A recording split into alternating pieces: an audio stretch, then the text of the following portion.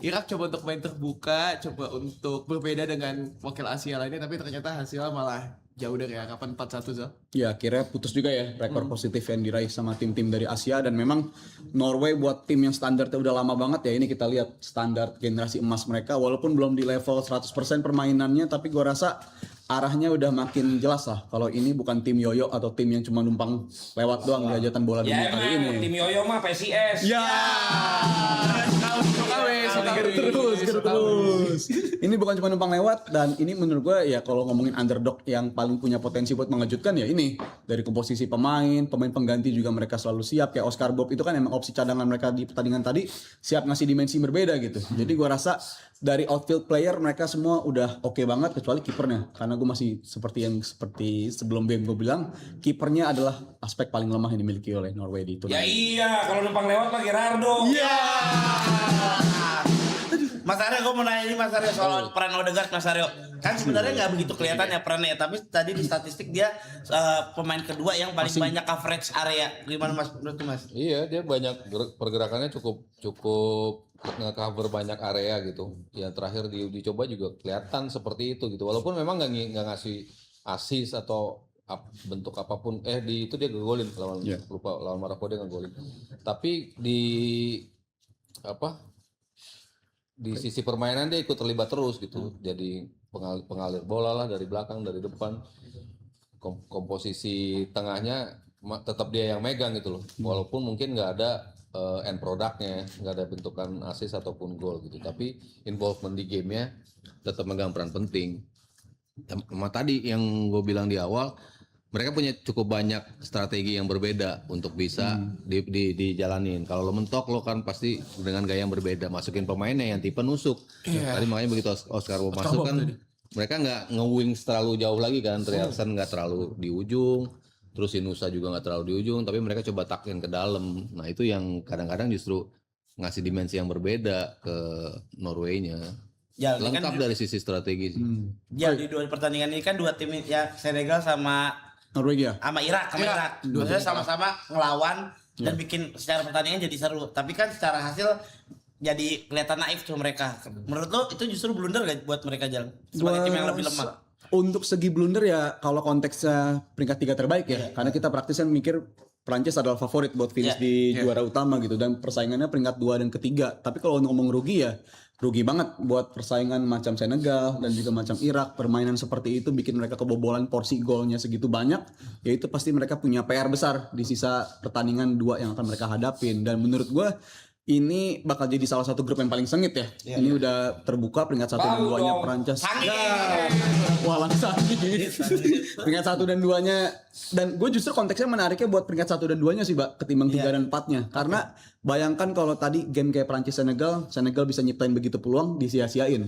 Norwegia nggak bakal nyanyain menurut gue. Kalau dapat kualitas peluang layaknya kayak tadi Senegal dapetin lawan Prancis dengan standarnya Haaland dan juga Sorloth, menurut gue bisa dikonversi lebih baik, dan Prancis menurut gue udah pasti lolos, tapi belum tentu peringkat 1 menurut gue kalau kualitas Norway-nya kayak begini sih. Tapi menurut lo Apanya Bang? Argentina sama Aljazair bakal kayak pertandingan 1 sama 2 nggak golnya banyak? Argentina game kebuka nggak pernah bagus Bang, game pembuka dia Bang selalu jelek game pembuka. Gua nggak nanya jelek bagus, golnya bakal kayak tadi nggak banyak kayak game 1 sama 2. Sama-sama nyerang sih, Aljazair tipenya juga doyan nyerang juga. Nguasain dia. Ikutin tren kan, kalau lagi seret-seret semua.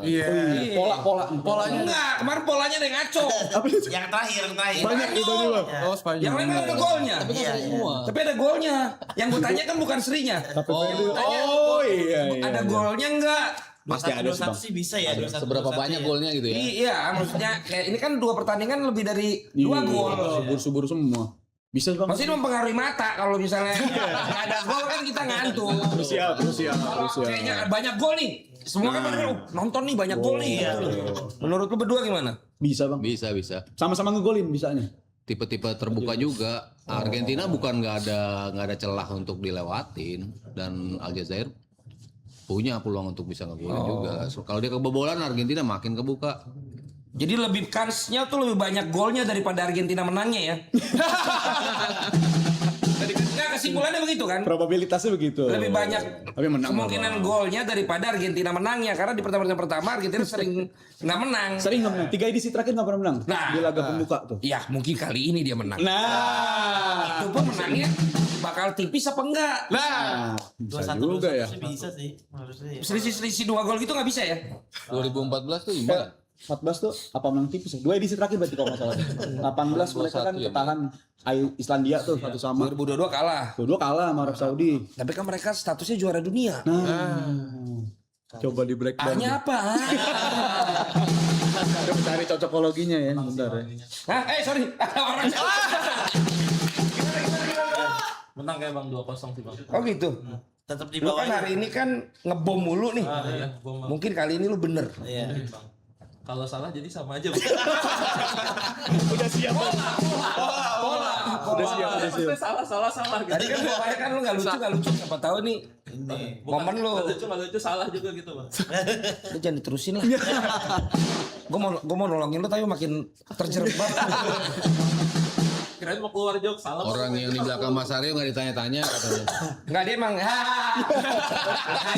dia ngulang kata doang. Tugasnya gitu, tugasnya gitu. Bikin nge-hype. Mas Arya udah siaran apa Niko belum? Mas Arya? Belum. Belum. 17 Nanti kan? gue dapet deh sama dia. Dapat tuh. Dapet, ada sekali doang sih tapi sama dia. Bang Bes tadi malah protes belum dapat jadwal. Oh iya? Iya belum dapat Bang Bes tadi. Emang dia bergabung di sana juga? Dapat Bang. Katanya udah ada posternya di itu tempat itu. Ada posternya nggak ada jadwal. Masa gelut ketawa. Mendingan gue gak ada posternya. Masih nunggu Bang Bes, masih nunggu. Husen keren nyetak Kan di harusnya dua udah tim berbeda. dijadwalin sampai fase grup. Oh tadi dia kena dia yang bunuh diri ya. Kena akhirnya udah direvisi jadinya si Amir Oh, Iya, bunuh diri. Emang bunuh diri sih tadi Soalnya. kelihatan. Jal, lu lihat ini Jal. Oh iya. Ini global ya. Iya. Jal, lu lihat ini Jal. Duet Haaland sama Sorloth Jal. Tapi Sorloth juga nggak maksimal Jal. Apa Siap. di next game gak usah main bareng langsung Jal? Itu bisa terbuka kayak begitu karena di babak kualifikasi lagi-lagi kalau kita benchmark ke sana sebenarnya mereka juga selain pernah dicoba 2 striker langsung tapi lebih sering juga Sorloth itu di bangku cadangan. Kalau buat kesempatan 1 striker begitu biasanya mereka Oscar Bob yang dimainin karena mau sistemnya 4-4-2 begini atau pakai 4-2-3-1 atau kesannya 4-3-3 mereka punya komposisi buat ngelakuin itu gitu. Kalau tinggal mainin Haaland sebagai striker tunggal mereka tinggal ekstra pemain di area sayap dan menurut gue Norway dengan punya 2 dimensi permainan kayak begitu ini salah satu tim yang menurut gue menarik sih walaupun mayoritas pemain-pemain muda tapi setidaknya pelatih mereka tahu kalau mereka punya komposisi yang pas buat mainin 2 formasi menyesuaikan dengan komposisi lawan mereka juga. Kok Mas Aryo pengen Tapi nanya. kalau lawan Perancis gue gak yakin loh sama mereka. Kegulung kali ya Iya. anak baru gitu kan. Karena mungkin lawan ini masih Irak Mas. Tapi dengan kualitas peluang yang bisa Senegal ciptain mereka wasteful Norway nggak wasteful sih Mas sebenarnya Mas. Betul sih, cuman ya pasti atensi terhadap Haaland dan juga Sorloth kan akan berbeda gitu kan. Saliba gitu. Dibanding tadi gitu. Lebih sulit pasti untuk bisa mencetak gol. Ya kayak lawan Maroko kan mereka tahu apa yang harus dilakukan, dikawal nih 2 orang. Tadi kan sama sekali berapa kali sih lepas mulu gitu kan. Jarang banget mereka dapat pengawalan seperti itu gitu. Dibebasin kayak gini. Jadi gue kalau lawan Perancis gue nggak terlalu yakin gitu. Dan Senegal gue bilang lebih besar peluangnya ketimbang Arab untuk Arab ketimbang Irak gitu. Itu bisa. Karena Perancis tadi juga nyetak golnya setengah mati kan. Maksudnya lewat sebuah skema yang precise gitu kan. Oh, umpannya seperti itu, umpan gol keduanya juga seperti itu. Ya Mbappe dari luar lah ya. Tapi 2 gol yang itu kan bukan karena kesalahan pemain dari Senegalnya karena keprecisean umpan dari pemain-pemain Prancis gitu. Sementara ya peluang yang mereka miliki pas lawan Prancis tadi, gue rasa sih bakal bisa didapat pas lawan Irak ya. Irak masih agak terlalu naik juga ya mainnya. Bongkar itu begitu. Asia banget gitu.